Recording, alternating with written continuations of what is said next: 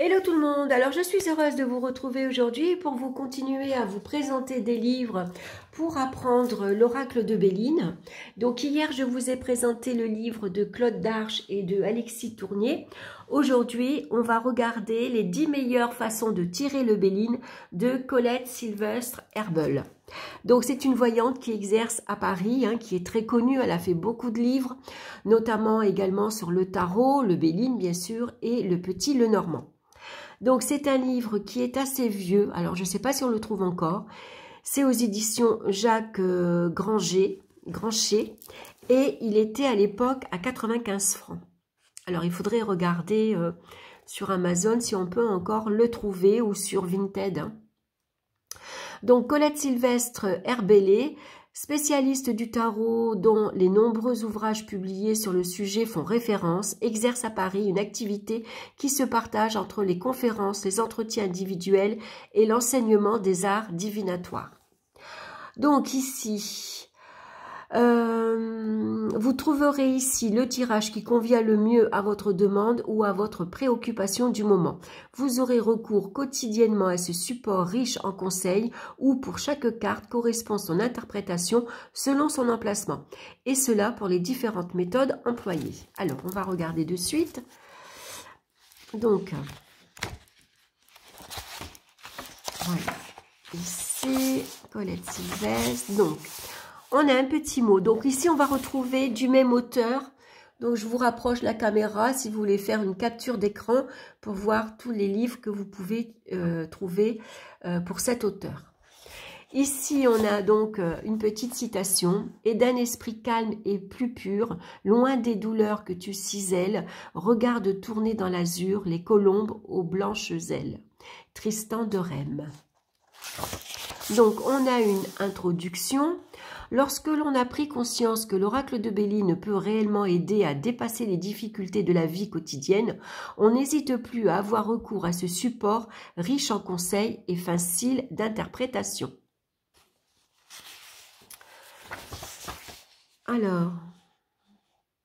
Alors, 10 tirages avec leur pratique, leur exemple, leur interprétation pour tout savoir sur l'oracle de Béline. Donc, vous voyez, c'est pas mal. Rappel des 52 cartes de l'oracle. Alors, ça devait être moi qui avais dû faire un petit sujet. Il y a un petit moment que je ne l'ai pas ouvert, ce livre. Les 52 cartes de l'oracle. Donc, la pratique, l'oracle, comme tous les jeux de cartes et de tarot, est un support divinatoire sérieux, mais qui n'a pas le pouvoir d'influencer les événements et les interprètes restent au travers des images, seulement de simples messagers transmettant des informations données par les cartes. N'oubliez pas que les tirages doivent se faire dans une ambiance calme, sereine et sans témoin, que les cartes se lisent à l'endroit et que toute carte sortie doit être laissée à sa place. Donc, les 3 cartes que l'on retrouve à chaque fois dans les différents livres et qui ne sont pas numérotées, qui ne font pas partie des 7 planètes. Donc, on va retrouver bien sûr la destinée, l'étoile de l'homme et l'étoile de la femme. Ensuite, on va commencer avec les 7 cartes influencées par le soleil. Donc, un jeu dominé par le soleil permet d'espérer un épanouissement, un accomplissement de tous les projets, de la joie et un bonheur de vivre. Le soleil représente les honneurs, la gloire, la réussite, l'expansion. Il apporte chaleur, éclat et rayonnement. Donc là, on retrouve à chaque fois ici les cartes qui correspondent donc au soleil. On a la nativité, la réussite, l'élévation, les honneurs, l'amitié, campagne, santé et le présent. Ensuite, on va retrouver les 7 cartes influencées par la lune. Un jeu dominé par la lune fait refléter la part émotionnelle de l'être au plus haut point et prévient que l'on peut tomber dans le monde des illusions. Symbole des créations imaginatives, la lune accentue l'intuition, favorise le rêve, influence le psychisme et conduit également à la passivité. Donc on retrouve les 7 cartes pour la lune. Ensuite, les 7 cartes influencées par Mercure. Un jeu dominé par Mercure permet d'espérer une accélération d'exactions de toutes sortes de façon rapide et positive. Mercure est une planète d'échange, de contact, de vivacité, de savoir-faire et de dextérité intellectuelle. Elle favorise toutes les activités professionnelles et facilite tous les mouvements. Donc, on a les cartes donc, pour Mercure, les cartes influencées par Vénus, un jeu dominé par Vénus permet d'espérer un environnement de douceur, d'échange sympathique et de bonheur. Vénus symbolise le charme, l'harmonie, l'attrait du beau, les dons artistiques, les plaisirs. Cette planète favorise tout particulièrement l'amour et les amoureux. Donc ensuite, on va avoir les 7 cartes influencées par Mars. Un jeu dominé par Mars apporte une ardeur passionnée, une volonté brutale et une force agressivité dans tous les échanges et relations. Mars symbolise la puissance fougueuse, l'énergie puissante, le courage, la témérité et l'audace. Donc, je ne vous ai pas parlé des petites cartes, mais on voit ici que la carte est représentée. On a le symbole ici de la planète Mars qui est en haut. Donc, le numéro de la carte, c'est le 32. La méchanceté, c'est le petit mot qu'on retrouve ici verticalement. Un poignard est posé près d'une lanterne allumée. Cette carte annonce de la perfidie, de la jalousie, de l'envie. Méchanceté conseille de se protéger car il y a dans l'environnement des personnes sans aucun doute jalouses ou méchantes et prêtes à agir contre vous. La plus grande vigilance reste de vigueur. Donc vous voyez, c'est le genre de petit message. Donc c'est un peu plus court que par rapport au livre que je vous ai présenté hier.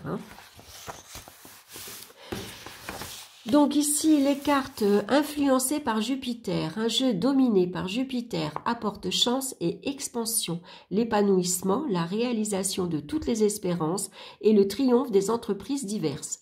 Jupiter symbolise l'ordre autoritaire, l'élévation, le succès, la richesse et les honneurs.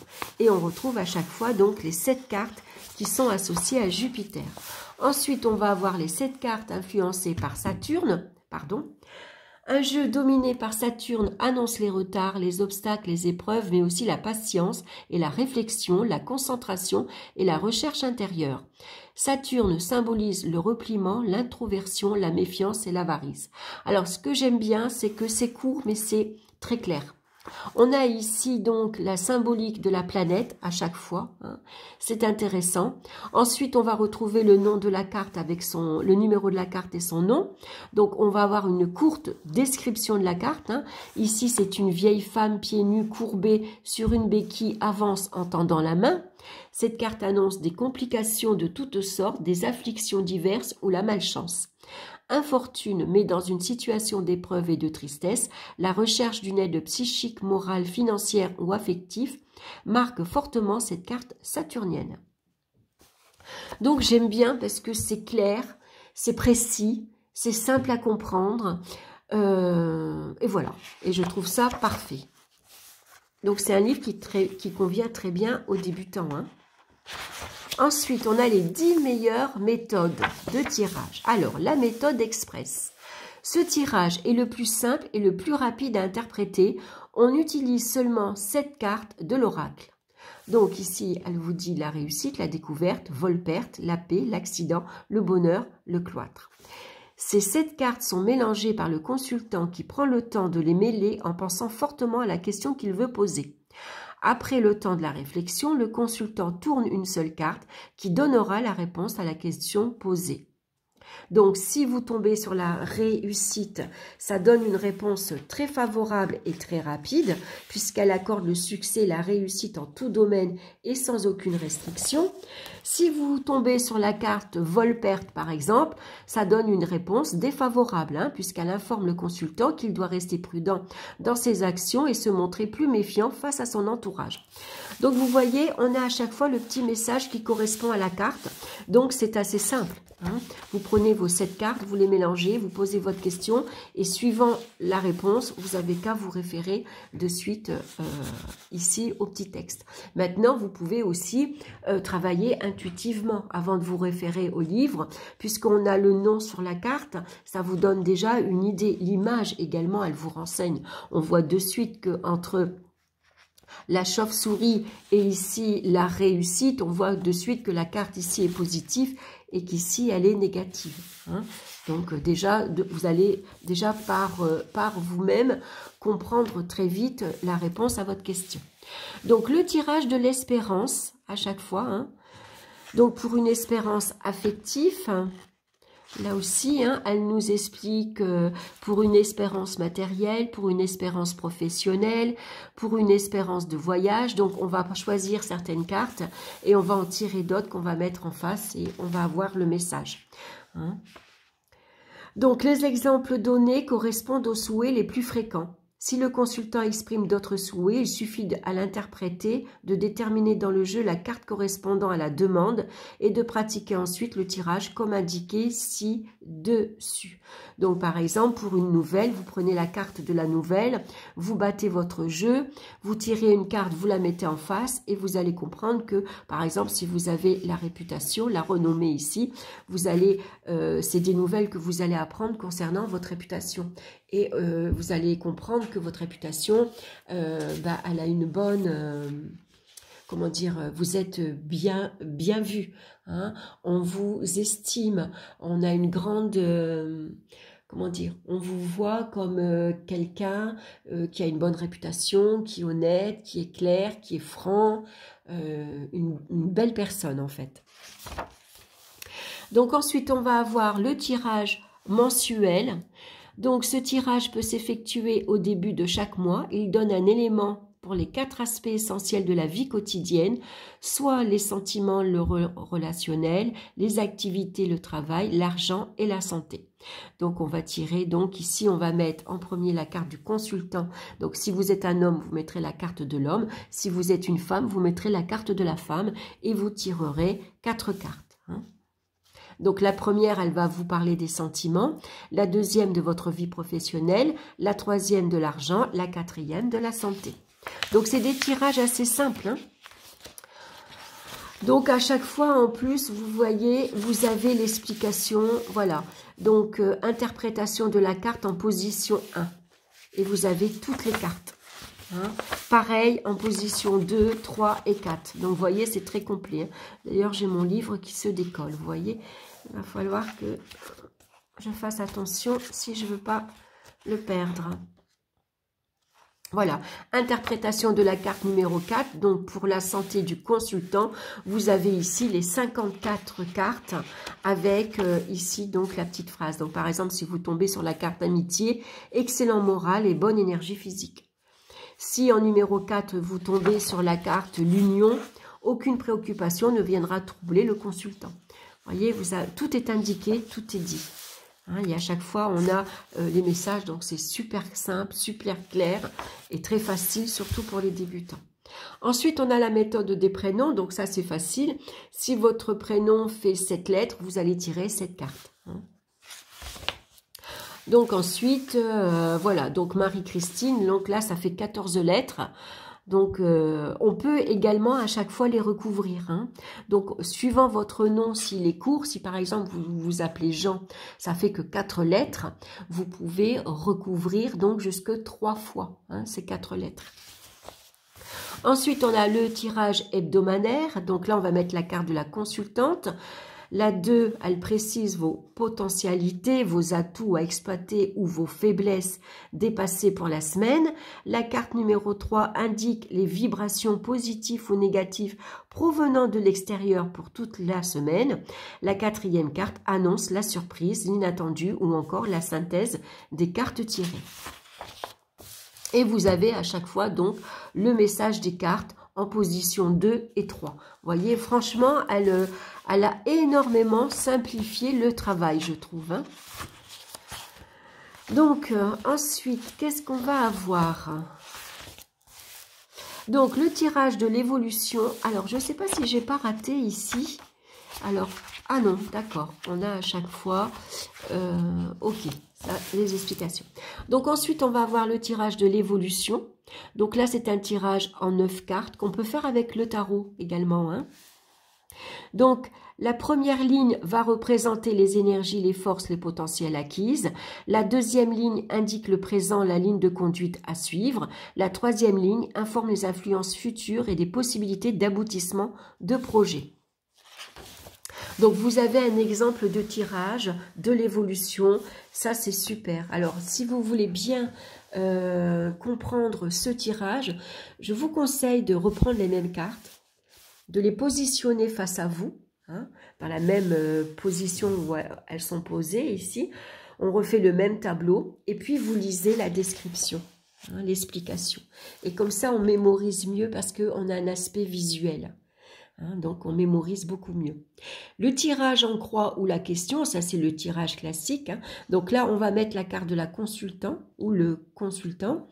La carte numéro 2, 3 et 4. Donc ici, pour la carte numéro 2, c'est les atouts, les potentiels pour atteindre le but seront précisés en position 3. Non, alors, pardon. Pour la carte numéro 2, c'est les obstacles ou difficultés à dépasser seront marqués en position 2. Les atouts, les potentialités pour atteindre le but seront précisés en position 3. La réponse est donnée en position 4. Donc, à chaque fois, vous avez un exemple. Hein, avec ici, interprétation des cartes en position 2, donc les obstacles.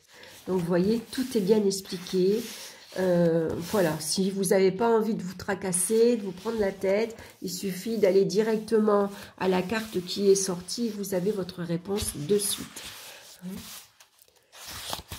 Après, c'est bien de travailler un peu son intuition, hein, de voir à peu près pour voir après et lire le message après.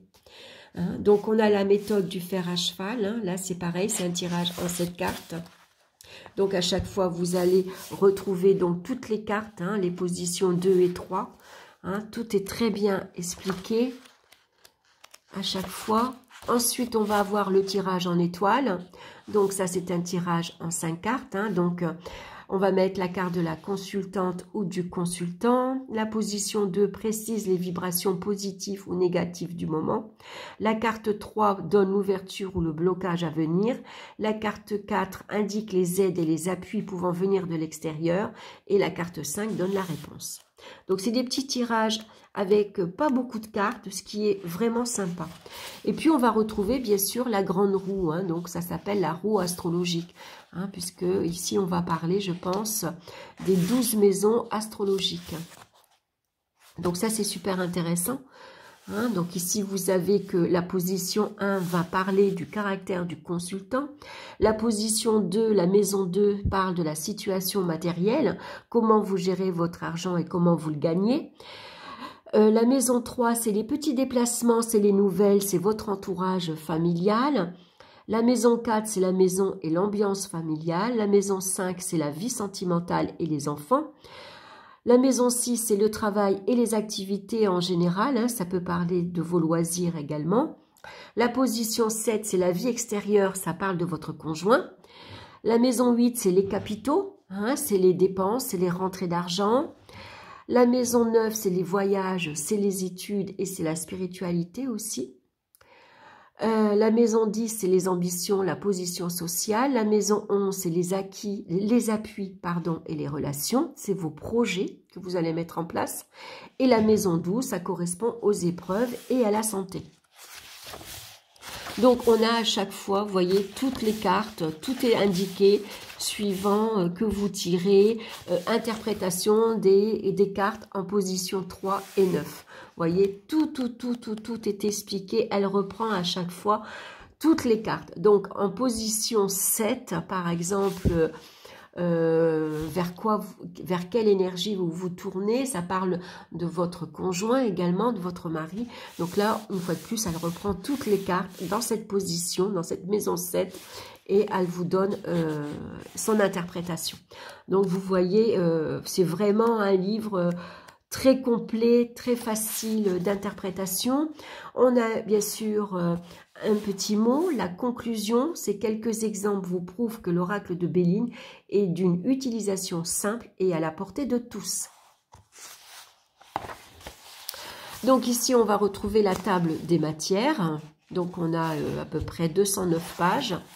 Et puis voilà, hein, donc c'est un livre qui a été imprimé en 1994. Donc vous voyez, il est très vieux ce livre. Mais je pense qu'on peut le trouver encore. Hein. Voilà, donc voilà pour ce livre. J'espère que cette petite présentation vous aura plu. En partageant les plusieurs livres que j'ai pour apprendre l'oracle de Béline, ça vous donne comme ça une idée du livre qui vous attire le mieux en fait. Si vous avez envie vous aussi d'apprendre l'oracle de Béline, en vous partageant tous ces livres, vous verrez celui qui vous parle le plus, qui vous convient le plus. Voilà, donc j'en ai d'autres. Demain, je vous partagerai. Donc, je ferai une autre vidéo et puis j'en ai encore 3 à vous présenter. Voilà, je vous embrasse tous bien fort. En tout cas, merci de votre présence et de votre écoute. N'hésitez pas à me laisser vos commentaires. Et puis, ben, on se retrouve très bientôt pour une nouvelle vidéo. Bye bye!